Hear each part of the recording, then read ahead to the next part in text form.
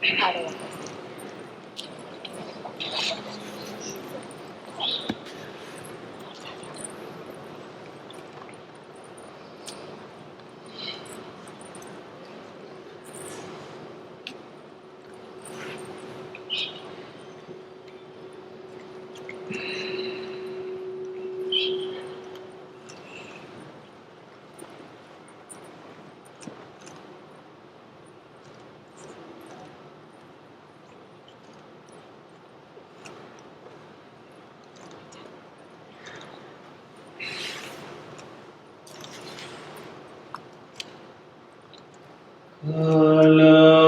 न जानाति तव जननम्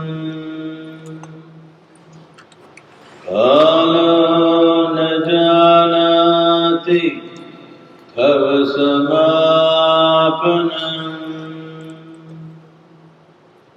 दृष्टो मया तव महाकारः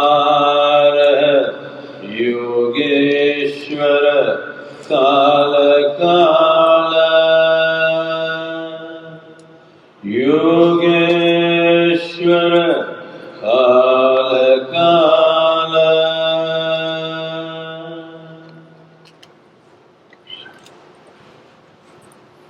Namaskaram.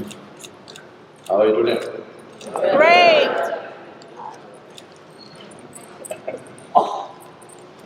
Yes, you can show. I can't see most of you, the lights are too bright in my eyes.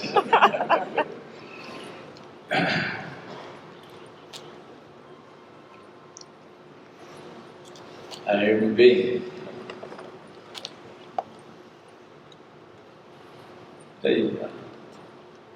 You're the only life on the planet who's referred to as a being. Please don't call a buffalo being, an elephant being, or a tiger being. Only human being. What this means is, when we refer to you as a being, it means you know how to be. If you know how to be, if you genuinely knew how to be, what would be your choice?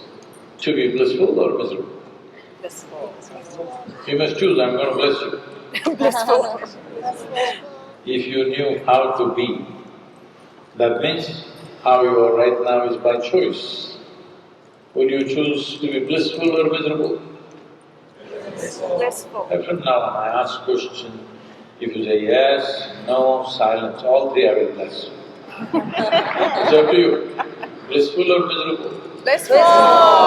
It's such a simple thing that most human beings have not made such a choice.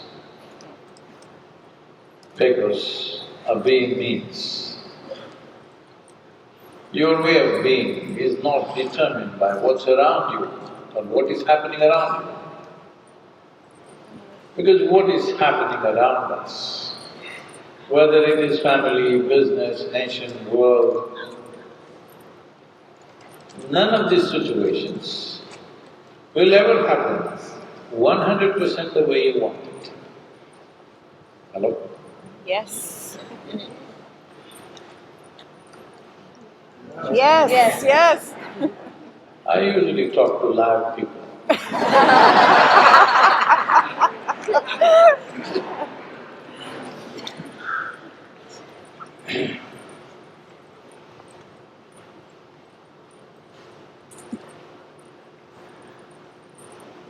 These ideas of being peaceful, joyful, blissful, loving have all been unnecessarily complicated, and miserable people have also exported this. If you say peace, people will say divine peace. If you say bliss, people say heavenly bliss. If you say love, people say God is love. I'm asking you, being peaceful, being blissful, being loving, are these human qualities? Yes. Hello? Yes. But why are you exporting it to heaven? You need it here. Hello? Yes. Within you or around you, you need peaceful, blissful, joyful, loving atmosphere. No, it's all in heaven. Everything has been pushed to heaven. This is the worst crime that humanity has committed, is the idea of heaven. What it means is, this is not the place to live well. There is another place where all of you will be fantastic. If you know that much, why are you here still, I don't know. If you're so sure, there is another place where you're going to flourish, you should be gone. Hello? Yes. It's very, very important you understand here, now, among these people, whatever kind they are, to live well among these people is very important. Hello? Yes. You know, we are a volunteer organization.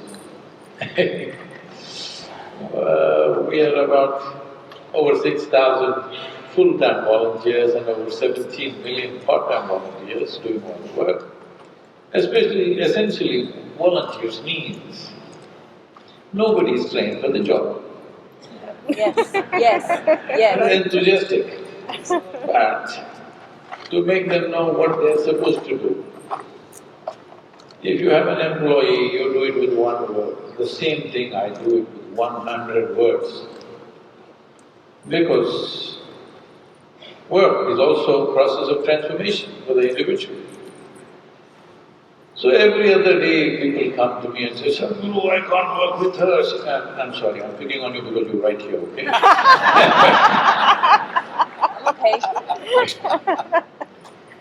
I can't work with her, I can't work with him, he's so horrible, not possible to work with these people. I say, see, in this world, there are only horrible people like this. This kind, that kind, that kind, that kind, not this kind. They're only horrible people. But if you understand that you're doing something significant, you must learn to work with these horrible people. But if you're interested in working with ideal people, you must go to heaven and today. Yes. So, it's extremely important how we are here, in our homes, in our businesses, upon the street, in the society, in the world. How are we? What kind of human beings are we? As I said, the definition of a being is, that means you have a choice as to how to be. That means you are not in a compulsive, instinctive reaction to life around you. You can decide how to be.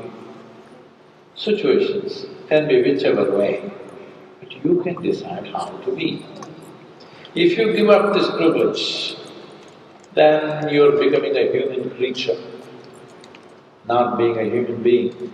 Human being means you kept this privilege, you have this choice, this moment, how I wish to be, this is how I will be, no matter who does what.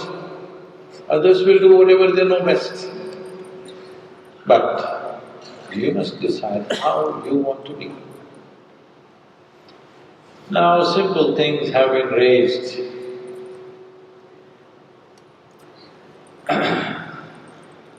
To faraway places where you can only go by dying. Hello? Yes.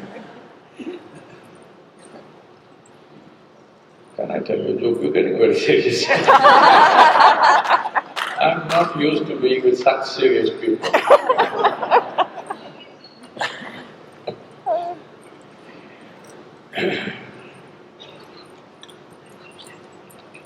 So this happened in Alabama. Anybody from Alabama? Now, before I crack a joke, I just want to make sure.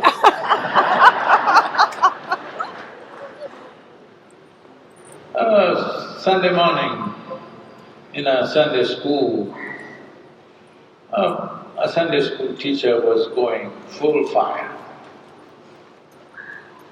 Full, I said, not half, full fire. Means full throttle. Then for effect, but the audience were not like you, they were all tiny tots. Catch them young policy.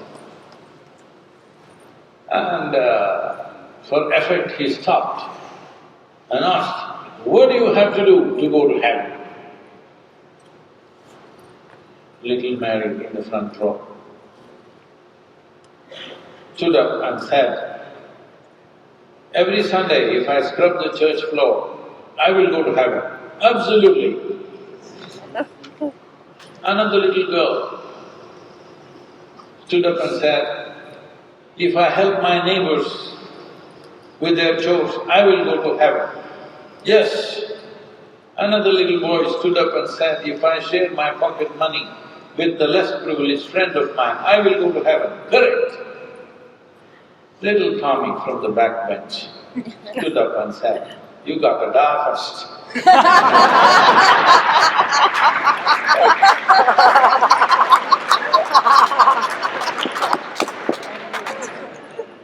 Because it's become so much a part of human lexicon all over. If you say something is beautiful, they say, this is heavenly. I keep telling them, no, this is earth. This is a damn beautiful place. Yes.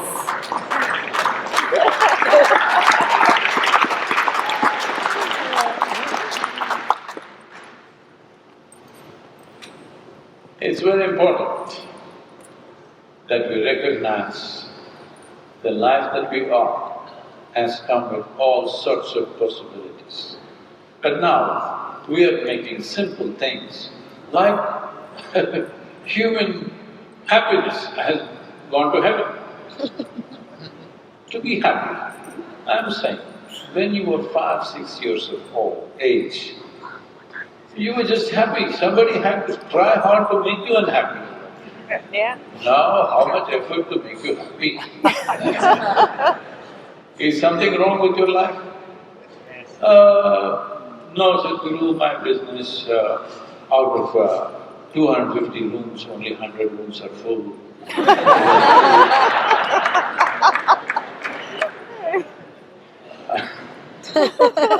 I'm saying all of you, unless your grandfather was a Maharaja somewhere, all of you are living bread better than your grandparents and your parents. Yeah.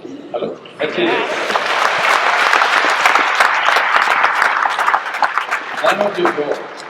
Never before in the history of humanity, any generation had the kind of comforts and conveniences that we have today. Do you agree with me? Yes. But we crib like nobody. Hello? No generation ever cribbed as loudly as this generation. Constant complaint. Yes. Though we are living better than just about any other generation, materially at least. Yes. So, to create affluence, material well-being around us, for an individual person or a society or a nation or a generation of people, it takes so much effort, so much hardship, so many sacrifices. Hello? Yes. After all that, if they have to be peaceful, they must go to heaven. What is the point? So we must understand the basic purpose of seeking affluence is, in the first place, it'll give us a choice of nourishment. Once that's taken care of, it'll give you a choice of lifestyle. But for example, right now we are in the United States, I'm taking you as an example because we are here. If I'm somewhere else, I choose that. United States, well, at least billed as the most affluent country on the planet. The choice of nourishment and choice of lifestyle. You have nearly $4 trillion healthcare bill. That doesn't say that you're even healthy. Hello? I was talking to a large group of people in New York when we launched the book. I just looked at them and they're all holding their breath and sitting there. And I said, how many people in New York City can spend an evening peacefully without even a glass of wine? What's the percentage? They debate and say, about 5% Sadhguru. I'm using glass of wine as the lowest dose, they have many other graduations.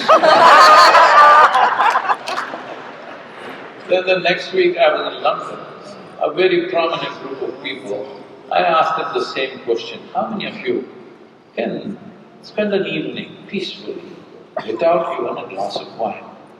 How is that possible? Then they say, maybe 1%.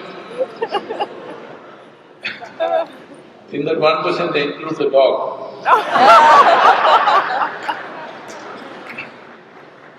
So we've come to a place where to be helpful, we need chemicals. To be peaceful, we need chemicals. To be joyful, we need chemicals. For ecstasy, of course you have ecstasy. I am not trying to judge people by some kind of moral judgment. All I'm saying is, if 80 to 90% of the population starts needing chemicals for every aspect of life, including creating an inner experience, then the next generation that will be produced here will be much less than us. That's a crime against humanity. Yes. The next generation somehow should be at least a notch better than us. Yes. If they're less than us, we have committed a serious crime against humanity. You see it is beginning to manifest around us. Unfortunately, it is because we breathe chemicals, we drink chemicals, we eat chemicals and everything. Here I know, last trip I was here about a year ago, I see a building size, I think it's about 10 floors kind of building, a building-sized hoarding which says, "My favorite pharmacy."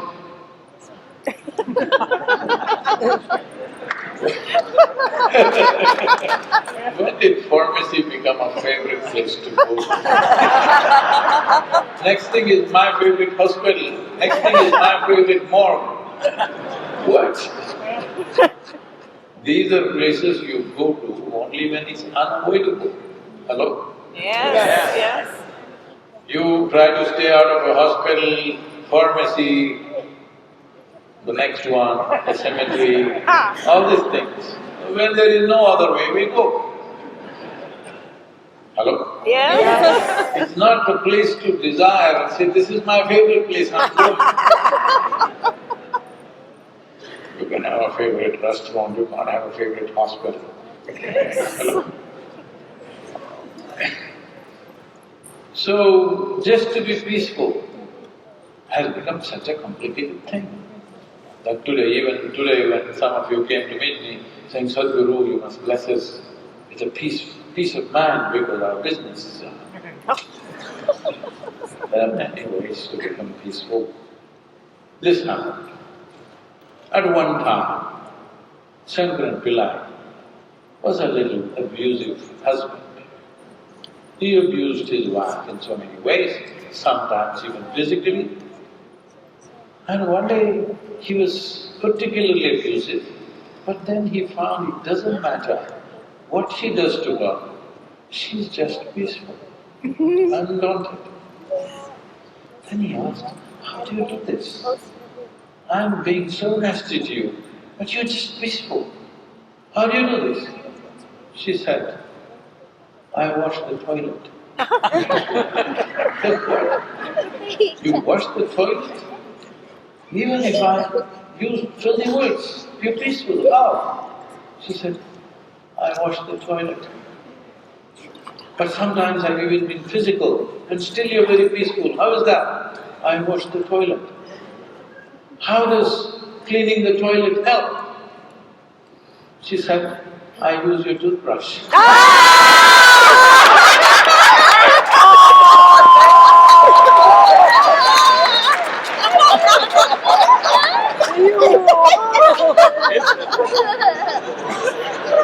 I'm sorry, I'm not giving ideas to you.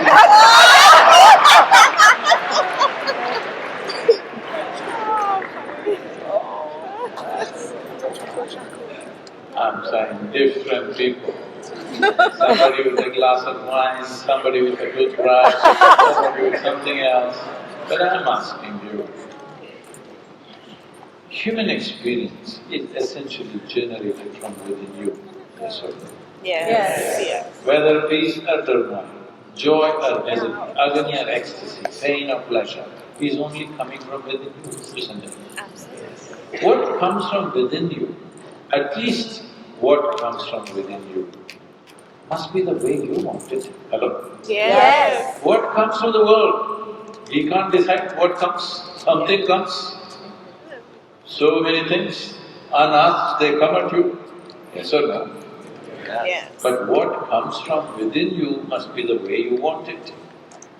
So if what came from within you happened the way you want, being peaceful, joyful, blissful, loving, are these challenges?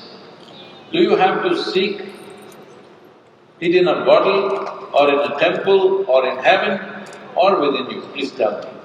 Within. It's within you because it is manufactured within you. Because you may be doing it in compulsive reaction to various things, you think it's happening.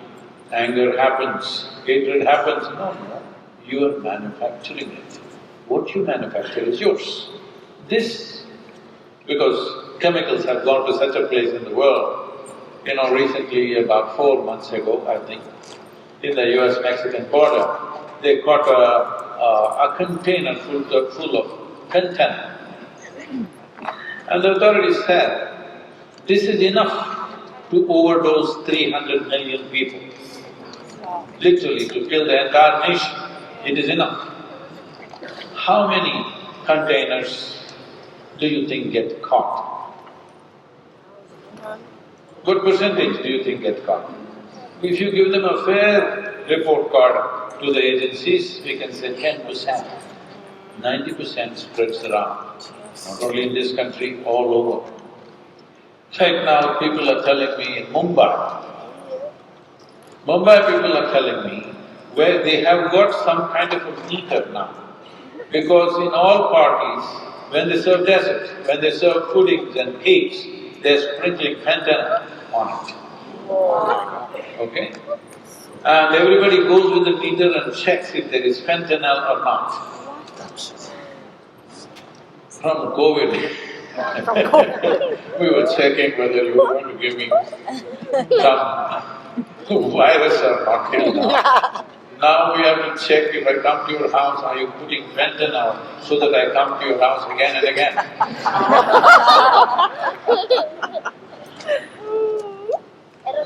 It is not going to be stopped by law enforcement agencies. When they get tired, they will make it legal. When they get tired and they're not able to catch, any government will decide it's better to tax it than to invest in the enforcement which doesn't work. Yes. You are right.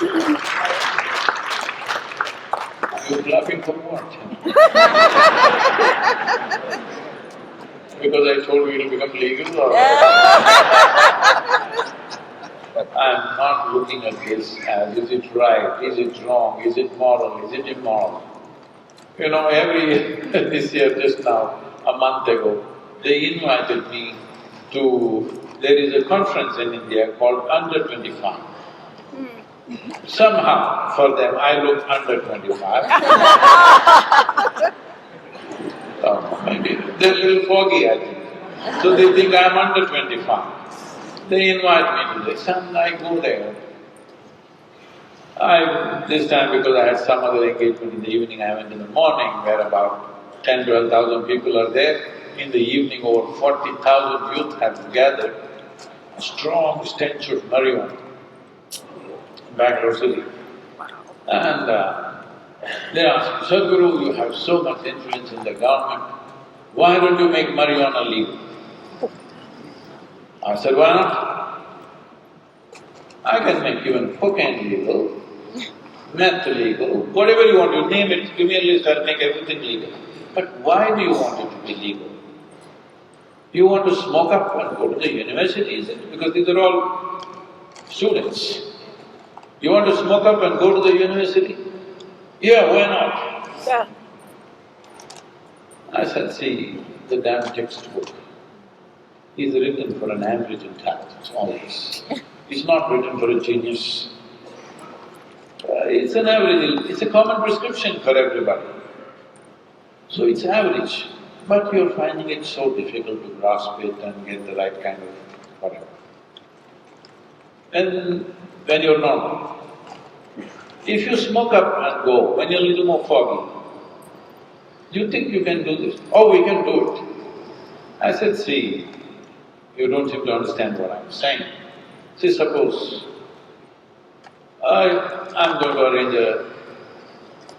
a flight for you, that is, on a small plane, we'll fly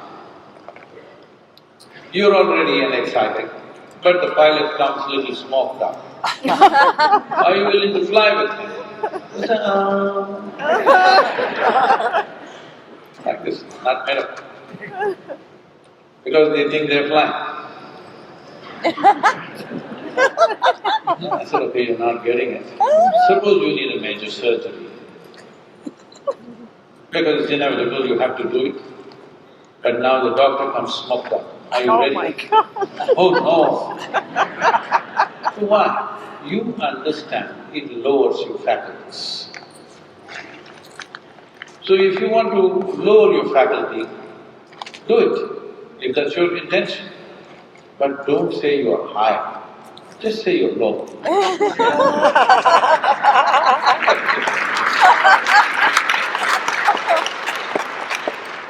If you want to be high, you must see better, hear better, think better, perceive better. Everything should be heightened. Everything is lowered and then you say, I'm high. This is like in your kitchen, you have wrongly labeled things, you call salt as sugar, sugar and salt. I don't want to drink coffee in your place. Hello? Yes. So this is happening around the world. It's very, very important that we make a clear distinction between what is your way of being and what is the activity you do in the world. Activity we do in the world is never going to be 100% the way we want it. The more you do, the less it's your way. Yes or no? Yes. The larger the scope of your activity, less will happen your way. Yes. So the moment you think outside should happen my way, inevitably what will happen is you will curtail your activity because the fear of suffering. If things don't go the way I want, I will suffer. If you do not take away this fear of suffering by fixing your way of being, whichever way it is, this is the way I am, if this assurance you have no fear of suffering. Once there is no fear of suffering, only when there is no fear of suffering, can you walk full stride in this life. Otherwise, every step is a half a step. Yes. As entrepreneurs, as human beings, you must walk full stride because life is about becoming full-fledged. It's not about being better than somebody. It's just that this life, everything that this can be, it should be. It need not be like somebody else. If this is fully on, exuberant and alive to its fullest state, without fear of suffering, you are a big success in life because your life will be fulfilling just for the way you are. What you do in your life is largely a consequence of times in which we live, isn't it? Yes. Hello? Yes. If you were here 500 years ago, would you be building all these hotels and houses? No. No. Because what we do right now is largely a consequence of the times in which we exist, it's not all ours. We are riding the time, that's a different matter. But it is a question of what times are we existing. Now, activity will be determined by the situations in which we exist, but how we are should be determined by us. I'm going to ask you a question. I know many of you are here as families and friends, but you can tell me.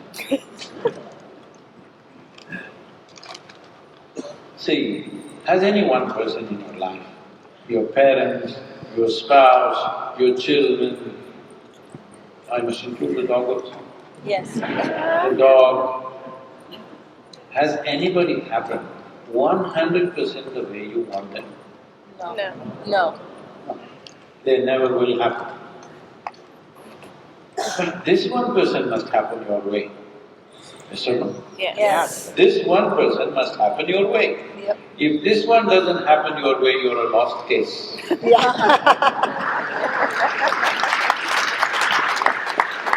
I see many of you are greeting each other as Sri Krishna.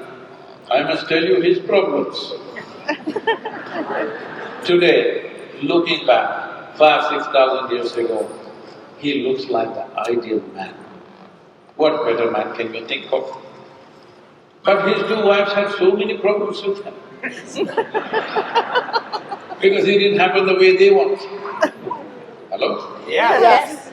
So I'm saying nobody will happen your way. But this one person must happen your way. If this one thing if you do, rest is easy. We will do our best in the world, that's all there is. Hello? Yes. Or we'll do our best, there is no such thing. We'll do our best. But if you have fear of suffering, you will not do your best. What it means is, see in your life, if you do not do what you cannot do, that's not an issue. But if you do not do what you can do, you're a disaster. Yes. That disaster should not happen. But as long as you have the fear of suffering, you will not do even what you can do. That should not happen in our life. What we cannot do anyway will not happen. What we can do must happen means we must fix our way of being. Fixing our way of being means, there are many ways to look at it. One simple thing is, do you agree with me, this human system is the most complex chemical factory on the planet? Yes. So no need to put other chemicals from outside, whether prescribed or otherwise. If you are a very good manager or CEO of this factory, you would produce chemicals of health, well-being, joy, blissfulness, ecstasy, yes or no? Yes. But if you're a lousy CEO, you produce misery, tension, stress, this, that. You can give 1,000 different reasons, and many professionals around you may support this. But just look at this one thing. The only problem that you have with life is, as a human being, you have been left with a certain amount of freedom. All other creatures, nature decides 90% of their life. 10% latitude is there. With you, only 10% is determined by nature. 90% latitude, this is what human beings are suffering. Human beings are not suffering their bondage, human beings are suffering their freedom. If you were also bound like every other creature, you can only be this way, you would sit peacefully. Stomach full, life settled. Hello? Yes. Once you become human, stomach empty, only one problem. Stomach full, 100 problems. We are making it a problem because we are not understanding the difference between what is life, what is the world, and what is the psychological reality. The moment you misunderstand your psychological reality as absolute reality, there is no way you can be peaceful and joyful. For this, 1,000 people have to cooperate for you to be peaceful. You being peaceful, joyful, loving, should be 100% yours. If you have a chemistry of blissfulness, you will be fine, isn't it? Yes. So, most of you being from Indian origin, I can say this, there are many of you who are not, but I'm just saying this because these don't belong to any one geography or people. The tools for human well-being belongs to everyone. Whenever we talk about human well-being, people have been trying to settle this, either with belief systems or heavenly help or chemicals or philosophies or ideologies. But today, every problem that you have, you try to sort it out technologically, isn't it? Yes. Because it's most reliable. It doesn't matter, you believe in God, it works for you, you don't believe in God, it works for you. You just have to learn how to make it work. You're man, woman, this, that, whatever you think you are, still it works for you if you learn how to use it. So, you must understand the culture where you come from. Bharat as a civilization is significant because of its tremendous investment it made towards technologies of inner well-being. That we are not looking at how to get help from elsewhere. We are seeing how to use everything around us to see this functions just the way we want. This is why we told you, your life is your karma. Karma means action, or it's your doing. When we say life is my karma, we are saying life is my doing, it's my making. I am joyful, it's my making. I am miserable, it's my making. Whichever way I am right now, it's my making. My position in the world, to some extent, it's my making. Rest is the times in which we exist, isn't it? Yes. Hello? Yes. Without acknowledging that, if you think we made everything, then we will be a little out of place, because the times decide maximum amount of who we are and what we are in the world. But who I am within myself must be 100% determined by me. There are technologies for inner well-being. This is the USP of Eastern cultures. It needs to come back because we are coming to a brink of what is being referred to as a mental health pandemic. You know what is a pandemic? Hello? Yes. 3 years ago you did not know this word probably.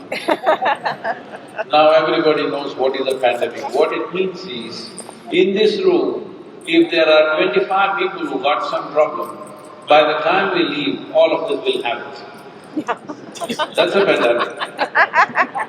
But now we're talking about a mental health pandemic. Be careful, I'm here. No. We are going that way. Recently the CDC study shows among the teenage girls, 1 in 3 is depressed in the country. This is dangerous, this is not a joke. Hello? Yes. When we were growing up, a teenage girl thinks she's giggly and bubbly for no reason. But now they're getting depressed. The most exuberant part of your life, you're getting depressed. How will you be by the time you're 35, 40, 50? A medication, of course. To keep your mental balance, if you need medication, which unfortunately large populations are going into, we must understand we are doing something fundamentally wrong. In the year 2020, in India, 130,000 people committed suicide. Out of this, 18,600 were below 18 years of age. 7,200 are below 15 years of age. 12, 13, 14-year-old children want to take their own life. When did this happen? When children want to take their own life, we are doing something fundamentally wrong. Hello? Yes. If we don't set this right, we will be seriously sorry in the coming years, because people are predicting by 2032 there is going to be a serious mental health pandemic. Are we going to go by these predictions or will we have a plan to see that we don't go there, determines what kind of people we are, what kind of generation we are. This is our time on the planet. We have to decide what kind of people we are. Please let's make that happen. Thank you.